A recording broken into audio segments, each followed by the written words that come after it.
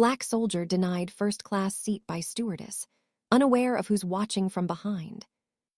The wheels of justice turn slowly, but sometimes fate accelerates the process.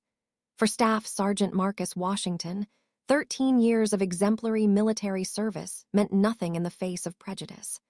What happened on Flight 2187 would expose the ugly truth that even a uniform cannot shield a black man from discrimination, but it would also reveal how a single witness can change everything. Staff Sergeant Marcus Washington adjusted his starched Army dress uniform as he approached the boarding gate at Atlanta Hartsfield-Jackson International. The weight of the bronze star on his chest was nothing compared to the weight of exhaustion pressing down on his shoulders. After 18 months deployed in the unforgiving terrain of Afghanistan, all he wanted was to sink into the first-class seat he had splurged on for his journey home to see his ailing mother in Chicago. Boarding will begin shortly for military personnel and first-class passengers on Delta Flight 2187 to Chicago O'Hare, announced the gate agent, her voice crackling through the speaker system. Marcus stepped forward, boarding pass and military ID in hand. Behind him in the priority line stood Harold Livingston, CEO of Pinnacle Industries and one of the wealthiest defense contractors in the country. Harold observed the tall, dignified soldier with mild interest, noting the impressive array of medals adorning his uniform. Neither man knew how their lives would become entangled in the next few hours. The flight attendant at the gate checked Marcus's boarding pass and smiled. "Thank you for your service, Sergeant. Have a pleasant flight." Marcus nodded, the familiar mix of pride and discomfort washing over him.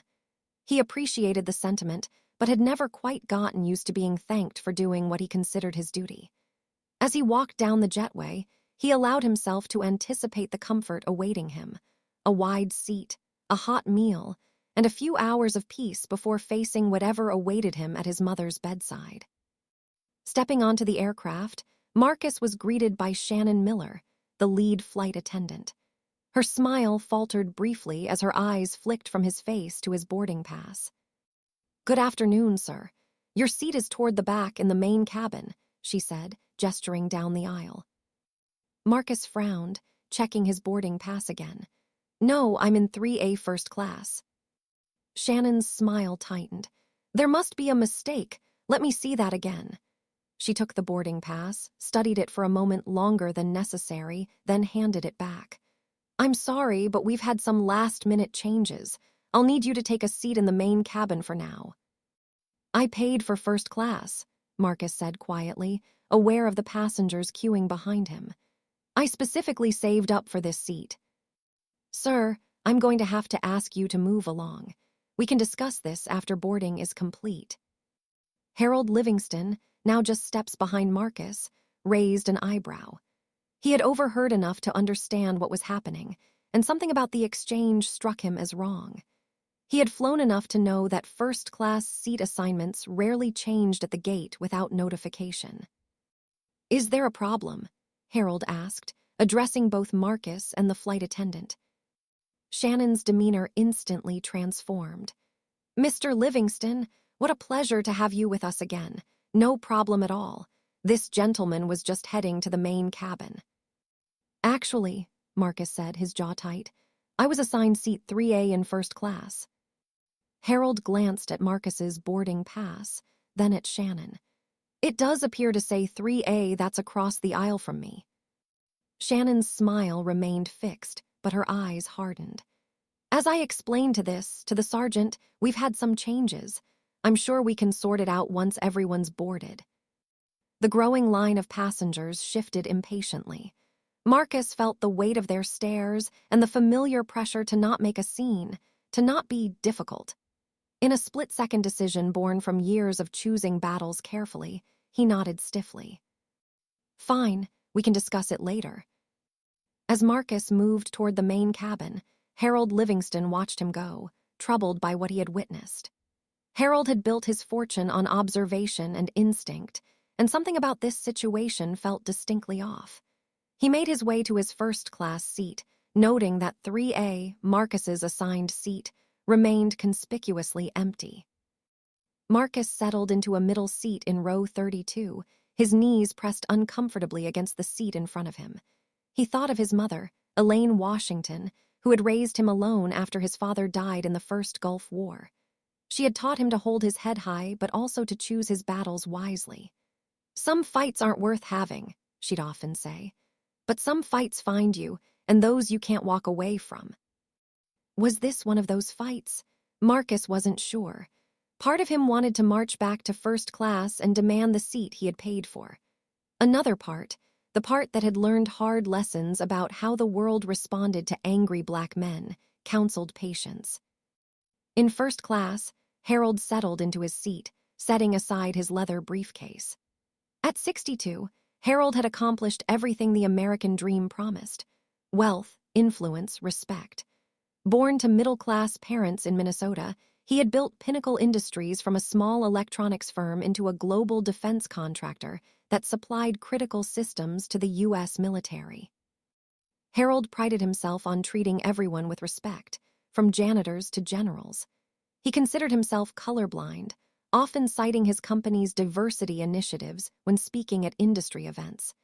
Yet as he watched Shannon fawning over other first-class passengers while 3A remained empty, an uncomfortable thought surfaced. Would he have noticed what happened if he hadn't been standing right there? The flight attendants completed the pre-flight safety demonstration, and still, seat 3A remained vacant. As the plane taxied toward the runway, Harold caught Shannon's attention. "Excuse me," he said, "but I couldn't help noticing that seat 3A is empty. Wasn't that the sergeant's assigned seat?" Shannon's smile dimmed slightly.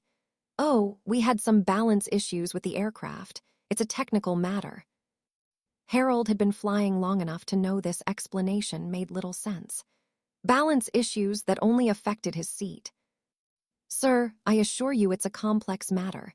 FAA regulations and all that." Shannon quickly moved on to offer him a pre-flight beverage. As the plane climbed into the sky, Marcus stared out the window past the passenger in the aisle seat. His thoughts drifted to his mother.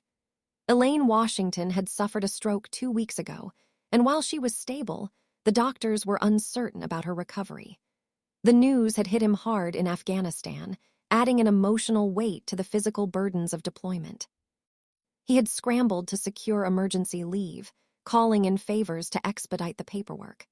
The first-class ticket had been an extravagance, but after what he'd been through, after what his mother had sacrificed for him, he had wanted those few hours of comfort. Now, wedged between two passengers, his uniform jacket uncomfortably tight in the narrow seat, that small dignity had been denied him too. In first class, Harold found himself unable to focus on the quarterly reports he had planned to review. The image of Marcus being redirected to the main cabin kept replaying in his mind. Was it simply an administrative error, as Shannon had suggested, or was it something else entirely? Harold had never considered himself particularly attuned to racial issues. Growing up in a predominantly white community, attending predominantly white schools, and working in a predominantly white industry, he had always viewed racism as something obvious and overt. Slurs, exclusion, violence. The idea that it could manifest in subtler ways, in split-second decisions about who belonged where, was not something he had dwelled on.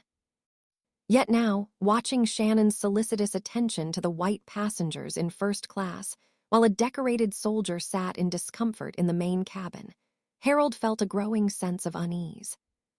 An hour into the flight, as the first-class passengers enjoyed their meal service, Harold made a decision. He stood and walked toward the back of the plane, ignoring Shannon's puzzled inquiry about whether he needed anything. Finding row 32 wasn't difficult. Marcus sat rigidly between a sleeping elderly woman and a businessman engrossed in his laptop. Harold paused in the aisle, suddenly uncertain about what to say. "Sergeant Washington," he finally ventured. Marcus looked up, surprise evident on his face. "Yes." "Harold Livingston. We met briefly during boarding. I wondered if I might have a word with you." The businessman sighed pointedly at the interruption. Marcus nodded and carefully extracted himself from the row, following Harold to a small open area near the rear galleys. "What can I do for you, Mr. Livingston?" Marcus asked, his tone professional but guarded. "I believe you were denied your rightful seat," Harold said directly. "Seat 3A remains empty, and the explanation I was given makes no sense." Marcus's expression didn't change, but something flickered in his eyes. "I appreciate your concern, but it's not necessary." "I disagree. You paid for a service that's being denied to you, and I believe I know why." "With all due respect, sir, I've been dealing with why my entire life. This is hardly the first time, and it won't be the last." The resignation in Marcus's voice struck Harold harder than any accusation could have. This wasn't righteous anger. This was exhausted acceptance. "That doesn't make it right," Harold insisted. "What if we address this situation together?" Marcus studied him for a long moment. "Why would you do that? You don't know me." It was a fair question, and one Harold wasn't entirely sure how to answer. Was it simply about fairness?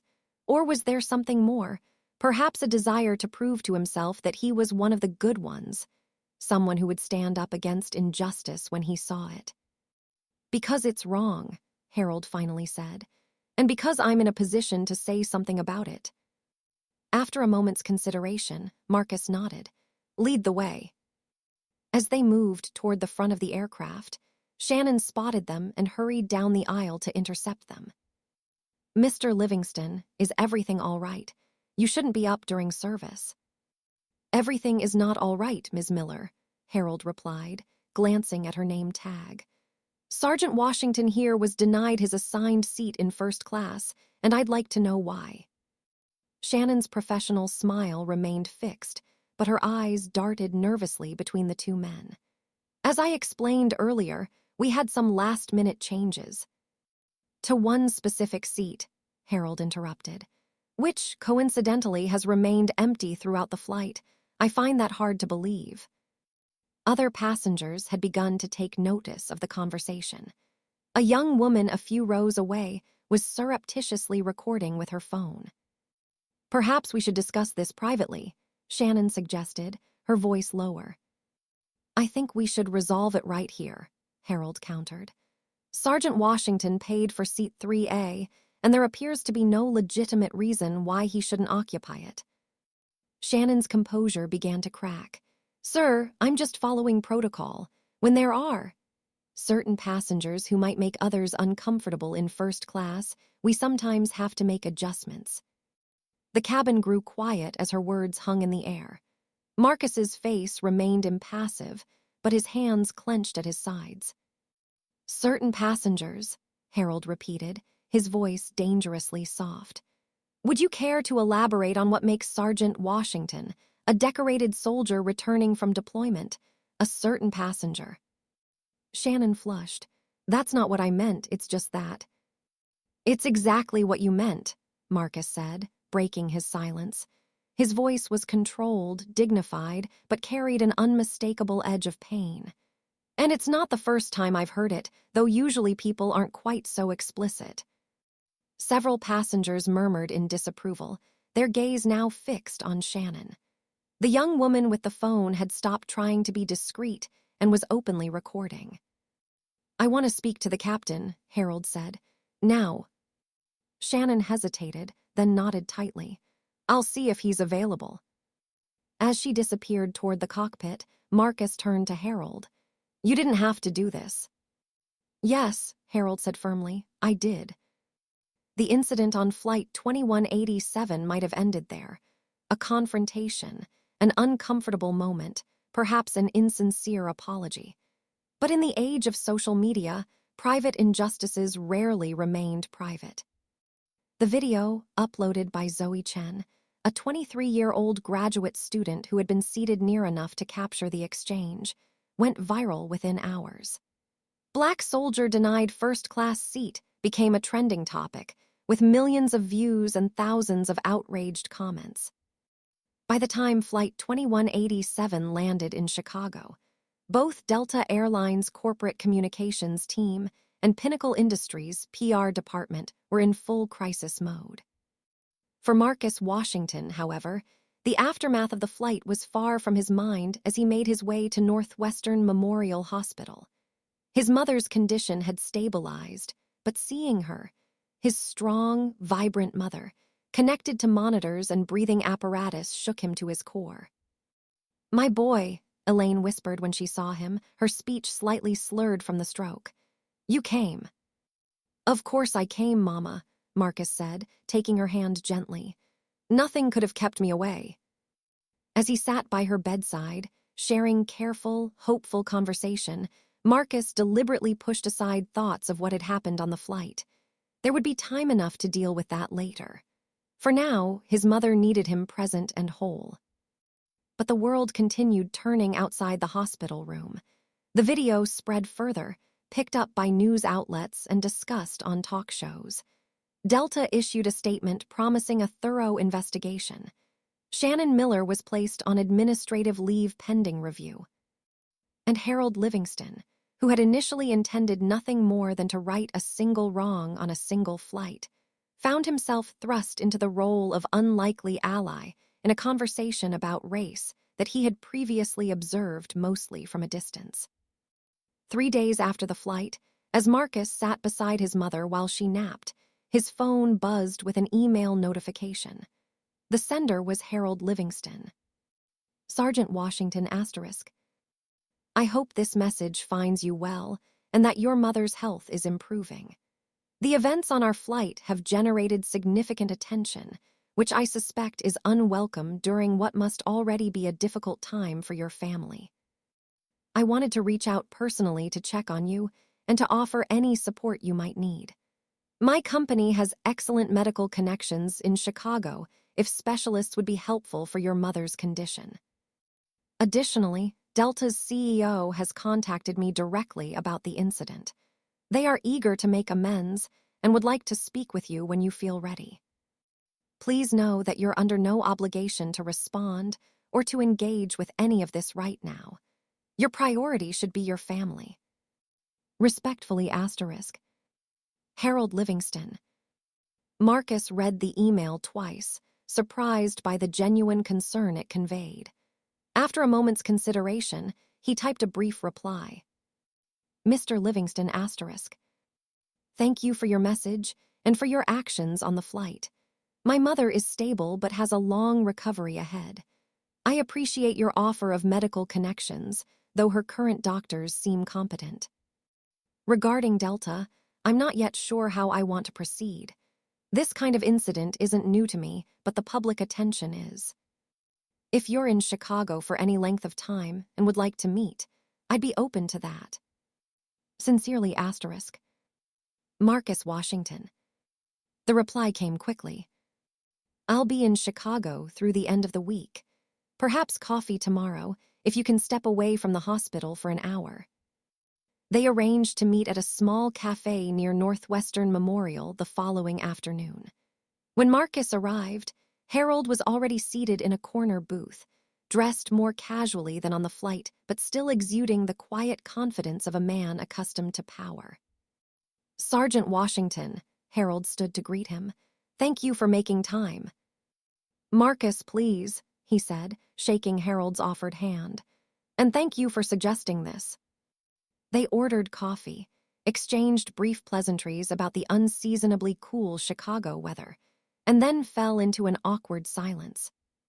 "I suspect neither of us expected to become the focus of a national conversation about race," Harold finally said. Marcus gave a short, humorless laugh. "The conversation isn't new, Mr. Livingston, just the participants." "Harold, please." He paused, considering his next words carefully. "I've been doing a lot of thinking since the flight. About what happened, yes, but also about what didn't happen, or what might not have happened if I hadn't been standing right there." "And what conclusions have you reached?" Harold sighed. "That I've been more oblivious than I'd like to admit. That maybe being colorblind, as I've always prided myself on being, isn't actually the virtue I thought it was if it means not seeing discrimination when it occurs." Marcus studied him, weighing his sincerity. Most white people never see it, or if they do, they question whether it's really about race. Maybe it was something else, they say. Maybe you misunderstood. I almost did that myself, Harold admitted. When I first saw the flight attendant redirect you, I thought maybe there had been some kind of mistake. It took seeing that empty seat, hearing her flimsy explanation, for me to recognize what was happening. Their coffee arrived, providing a momentary reprieve from the intensity of the conversation. Marcus added a splash of cream to his cup, stirring slowly.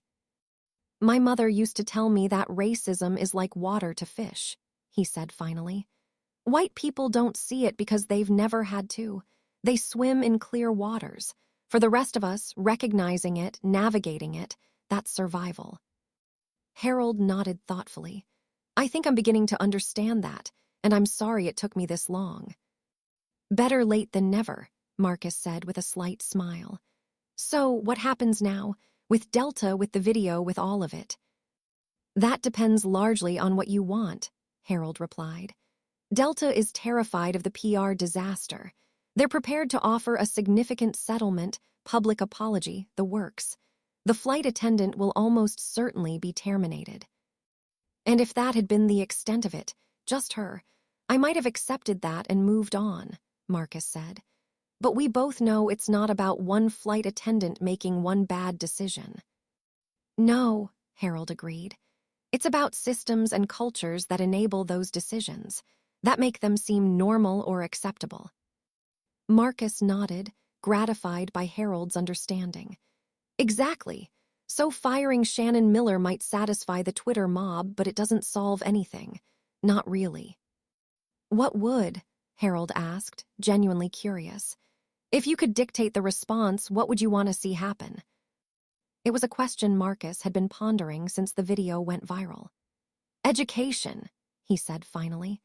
Not just sensitivity training or diversity workshops, though those have their place, but real education about the history of discrimination in this country, about the ways it manifests now, about the experiences of people like me who continuously have to prove we belong in spaces others take for granted. Harold considered this. I could help with that. My company has significant influence with Delta and other airlines through our contracts. We could make that kind of education a condition of our business relationships. Would you? Marcus asked, surprised by the offer. Yes, Harold said without hesitation. And not just with airlines. Pinnacle Industries employs thousands of people across the country. We should be leading by example. For the first time since they'd met, Marcus felt a genuine connection forming with this wealthy white businessman from a world so different from his own. Perhaps, he thought, there was something valuable that could emerge from the humiliation he had experienced on that flight. Hey everyone, if you're enjoying this story, please take a moment to subscribe and let me know in the comments where you're watching from. Your support means everything and helps more people discover these important stories. Now, back to Marcus and Harold's journey. Their conversation at the cafe extended from the planned hour into nearly 3, as they discovered shared interests in jazz music, military history. Harold's father had served in Korea, and, surprisingly, classic science fiction. Octavia Butler's Kindred changed how I think about history, Marcus admitted. Required reading in one of my college courses, but it stayed with me. I haven't read that one, Harold said. I'll have to pick it up. As they prepared to leave, Harold hesitated, then asked the question that had been bothering him. The way you responded on the plane, so controlled, so resigned. How do you do that? If someone had treated me that way, I'd have been furious. Marcus's smile was tinged with sadness. Fury is a luxury I can't afford, Harold. Black anger is seen as threatening, dangerous. My father taught me before he died that to survive as a black man in America, I needed to master my emotions in public. Save your rage for the pillow, he'd say.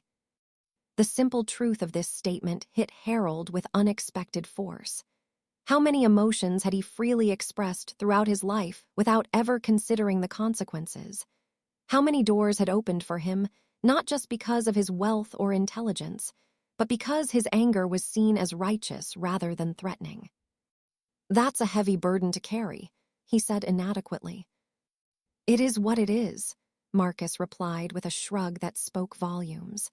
But maybe, just maybe, events like what happened on that plane can help lighten the load for those who come after me. In the days that followed, Marcus's mother made steady progress in her recovery. The doctors were cautiously optimistic about her prognosis, though they warned that rehabilitation would be a long process. Marcus extended his leave to help her transition home and arrange for in-home care. Meanwhile, Harold was true to his word. He leveraged Pinnacle Industries' considerable influence to push for substantive changes at Delta. The airline's initial offer of a quiet settlement and generic apology evolved, under Harold's guidance and with Marcus's input, into a comprehensive initiative addressing systemic bias in customer service. Shannon Miller wasn't simply fired. Instead, at Marcus's suggestion, she was given the option to participate in an educational program and community service with veterans organizations. To many people's surprise, she accepted, later admitting that the incident had forced her to confront unconscious biases she hadn't previously acknowledged. The story continued to resonate in the public consciousness, sparking conversations in unexpected places. A month after the flight, Marcus received an invitation to speak at Pinnacle Industries' annual leadership conference about his experiences, not just on Flight 2187, but throughout his military career and life. Standing before an audience of executives and managers, many of whom had never had to consider how race shaped their daily interactions, Marcus spoke with candor and dignity about navigating a world that often viewed him with suspicion, despite his uniform and achievements. The hardest part, he told them, isn't the big, obvious moments of discrimination. It's the 1,000 tiny cuts, the woman who clutches her purse when I enter an elevator, the security guard who follows me around a store, the assumption that I'm angry when I'm simply being direct. It's exhausting in ways I can't fully explain to people who haven't experienced it. In the audience, Harold listened intently, aware of how much his own perspective had shifted in a relatively short time. He had always considered himself a fair-minded person, but he now recognized how limited his understanding had been. The color blindness he had once prided himself on now seemed like willful ignorance. After the conference, Harold approached Marcus with a proposal. A foundation, funded by Pinnacle Industries but operated independently, focused on addressing racial inequities in corporate America. Marcus would be invited to serve on its board, providing his perspective and experience to shape its initiatives. Why me? Marcus asked when Harold presented the idea. There are people with more experience in corporate diversity work, people with PhDs in this field. Because you speak the truth without flinching, Harold replied, and because I trust you to tell me when I'm getting it wrong. The Pinnacle Equity Foundation launched 6 months later, with Marcus serving as one of 7 board members. Its first initiative focused on the airline industry, but its scope quickly expanded to include hospitality, retail, and eventually, the defense industry itself, forcing Harold to examine practices within his own company that had gone unquestioned for years. For Marcus, the foundation work became a meaningful counterpoint to his military service. While one protected the nation through force of arms, the other sought to strengthen it by addressing its internal wounds. As his mother recovered and his leave ended, he found himself at a crossroads, contemplating his future in the Army versus the possibility of a different kind of service. Elaine Washington, now back home and making steady progress in her rehabilitation, watched her son's evolution with quiet pride. One evening, as they sat on her small porch watching the sunset, she broached the subject that had been on her mind. "You're thinking of leaving the Army, aren't you?" she asked. Marcus looked at her in surprise. "How did you know?" "A mother knows," she said simply. "And I see how your eyes light up when you talk about that foundation work, different than when you talk about your unit." "I haven't decided yet," Marcus admitted.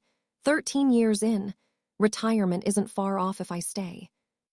Security versus purpose, Elaine mused. Not an easy choice. What would Dad have done, do you think? Marcus asked, referring to the father he had lost too young. Elaine considered this. Your father believed in service above all, but he also believed that service takes many forms. He'd want you to follow the path where you could do the most good. Marcus nodded, taking comfort in her words. The decision wouldn't be easy, but he felt fortunate to have options that his father's generation could scarcely have imagined. Options that existed, in part, because of what had happened on Flight 2187 and the unlikely alliance that had formed in its wake. 2 years after the incident that had brought them together, Marcus Washington and Harold Livingston stood side by side at the unveiling of the Pinnacle Equity Foundation's latest initiative, a scholarship program for minority students pursuing careers in aviation, from pilots to aerospace engineers to aviation management. The program was named for Elaine Washington, who had insisted on attending the ceremony despite her continuing health challenges. She sat in the front row, tears glistening in her eyes as her son addressed the gathered audience. My journey to this podium began with an act of discrimination, Marcus said, but it continues because of an act of allyship. One person who saw an injustice and chose not to look away. That's all it takes sometimes. One witness, one voice, one decision to stand alongside someone who has been wronged. In the audience, Shannon Miller, who had completed her education program and now worked with the foundation as a speaker on unconscious bias, listened with a complicated mix of shame and gratitude. The incident that could have ended her career had instead transformed it, though she still carried the weight of her actions that day. After the ceremony, as guests mingled at the reception, Harold found himself standing next to Elaine Washington. Your son is an extraordinary man, he said, watching Marcus across the room as he chatted with a group of scholarship recipients. He always has been, Elaine replied with maternal pride. But it took extraordinary circumstances for the world to see it. She turned her gaze to Harold, and an extraordinary person to amplify his voice. Harold shook his head. I only did what anyone should have done. But that's just it, Elaine said softly. Most people don't. They feel uncomfortable, maybe they even feel sorry, but they don't act. You did. The simple truth of her observation stayed with Harold long after the reception ended. How many times in his life had he witnessed smaller injustices and looked away? How different might the world be if more people chose to step forward rather than step back? For Marcus, the foundation work had indeed become his primary focus. After much soul-searching, he had made the difficult decision to retire from the Army after completing his 15 years of service.